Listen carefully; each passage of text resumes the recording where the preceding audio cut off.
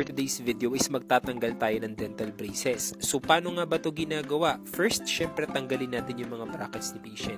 Yung feeling ito is parang inuuga yung mga ngipin, which is kaya naman at tolerable, and no worries dahil knowledgeable at lisensyadong dentista kami. Alam namin yung proper way ng pagtanggal ng dental braces. Sa mga nagtatanong na patient kung gusto ba nilang iuwi yung kanilang mga dental braces, yes, pwede naman po. Kasi hindi naman na po namin ito ginagamit kahit hindi nyo naman po ito inuwi. Dahil sinasama na po namin ito sa mga medical wastes namin, and ang unhygienic naman po kung gagamitin pa namin ito sa ibang patient. Okay?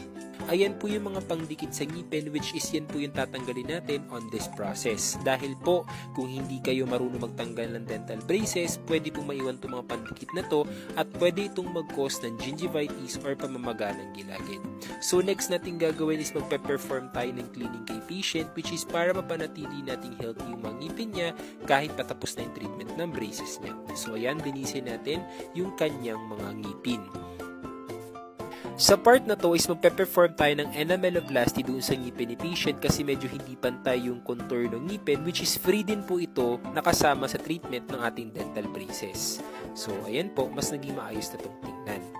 After nyan is ipapolish natin yung ngipin ni patient dahil nga po nagtanggal tayo ng mga pandikit para medyo maiwasan din yung gasgas doon sa ngipin ng ating patient. So para medyo mas smooth lang yung pakiramdam sa ngipin ng ating patient. So ayan, ipolish natin ng mabuti, then tanggalin natin yung ating polish doon sa ngipin ni patient. Okay?